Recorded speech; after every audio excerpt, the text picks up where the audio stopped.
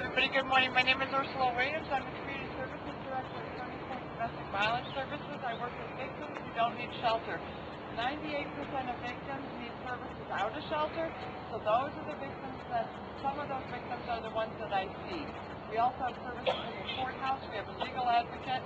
I'm going to go ahead and leave some cards with Charlotte, and I hope that, actually, I would like each one of you, if I haven't brought enough, to take a card so that if you have a friend or you know someone who needs services, you know how to get that. Because we made big improvements.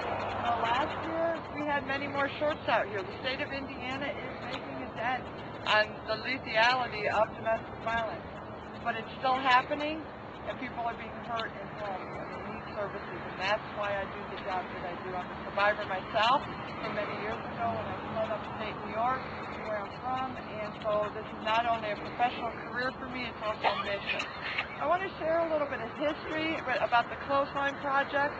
I'm going to go ahead. I don't like to normally read things, but because this is such a significant thing in my heart, I don't want to lose anything. You can move up. Move on up. I'm trying to use my outside voice, but with the traffic in the back, I'm very challenged. Yeah. So I am going to read this to you. I'm going to do two things. One, I'm going to give you the history of the Clothesline Project so that you can see that this is bigger than Columbus, Indiana. It's a national event that you're participating in. Give you some history so that you can grab onto that and know what you're doing to make a difference in our community. According to the Men's Rape Prevention Project in Washington, D.C., 58 soldiers died in the Vietnam War. During that same period, 51,000 women were killed, mostly by men who supposedly loved them. How interesting that we don't hear that statistic very often, okay? 51,000 versus 58 died in the Vietnam War. In the summer of 1990, the statistics became the catalyst for a coalition of women's groups on Cape Cod, Massachusetts, to consciously develop a program that would educate, break the silence, and bear witness to one issue: violence against women. This small core group of women, many of whom had experienced some form of personal violence, wanted to find a unique way to take staggering, mind-numbing statistics and turn them into a provocative, in-your-face educational and healing tool. One of the women, visual artist Rachel Carey Harper, moved by the power of the AIDS quilt, presented the concept of using shirts hanging on a clothesline as the vehicle for raising awareness about this issue. The idea of using a clothesline was a natural. Doing the laundry was always considered women's work, and in the days of close-knit neighborhoods, women often exchanged information over backyard fences while hanging their clothes out to dry. The concept was simple. Let each woman tell her story in her own unique way, using words and her artwork to decorate her shirt. Once finished, she would then hang her shirt on the clothesline. This very action serves multiple purposes. It acts as an educational tool for those who come to view the clothesline. Every car that drives by is wondering, what is that? Okay? It becomes a healing tool for anyone who makes the shirt. By hanging the shirt on the line, survivors, friends, and family can literally turn their back on some of that pain of their experience and walk away. Finally, it allows those who are still suffering in silence to understand that they are not alone. October of 1990 saw the original Clothesline Project with 31 shirts displayed on a village green in Hyannis, Massachusetts, as part of the annual Take Back the Night rally.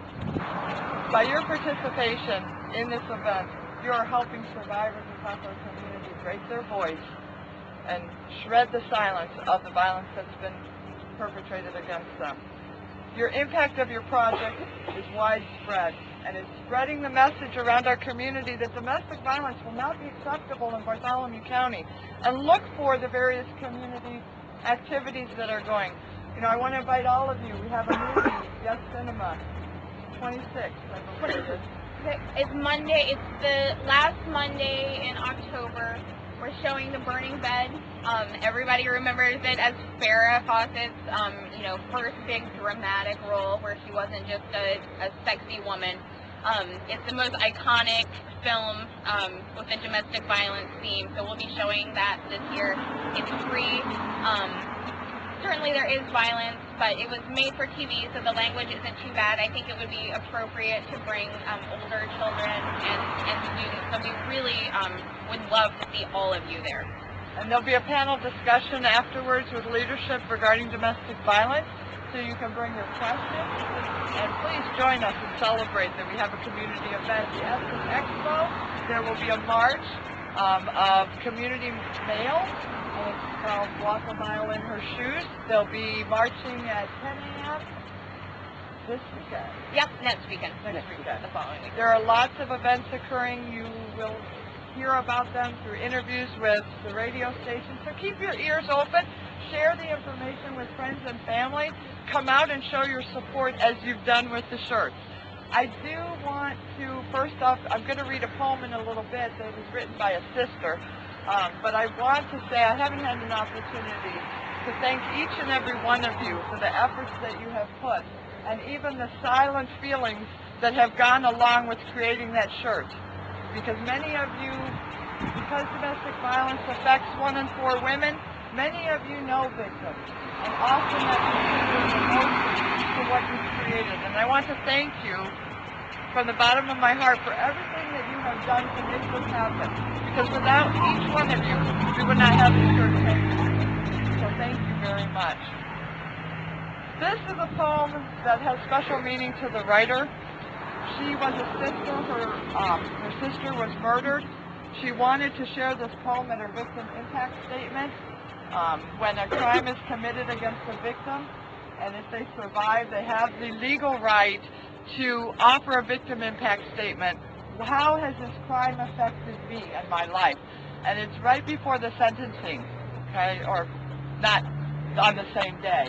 But this particular girl, so she, in honor of her sister, the undefended victim. For me, no gavels or hammers. The scales were never weighted. My crime was that of victim. My life was the price I paid. And when my life was taken, why weren't my rights read? And the statement overruled when they pronounced me dead. I'll never hear my rights, nor take the witness stand. No attorney will defend me. My fate was in my killer's hand. Now the courtroom's crowded as the defendant pleads the case with just a glimmer of a tear, cold eyes on a straight face. But oh, that I could take the stand if they could witness my last breath. Could they live with the terror that I went through in death? If they could hear my pleading cries and see the hatred in that face, at last we'd know the scales had been balanced in that case. If I could, I'd tell the jury exactly how it was. The fear and pain I went through, struck down without a cause. Did the jury carefully weigh it all as they listened to the plea? There were no emotions showing now, just the hope of going free. The final verdict now is in, and the defendant stands in tears. If only I had done as well, given 10 to 20 years. The reason I share that with you is I want you to know in Bartholomew County, domestic violence is no longer tolerated. We have a very proactive prosecutor who doesn't let things slide. We have two detectives, one with the Columbus Police Department, one with the Sheriff's Department, that owns those cases, that does the investigation.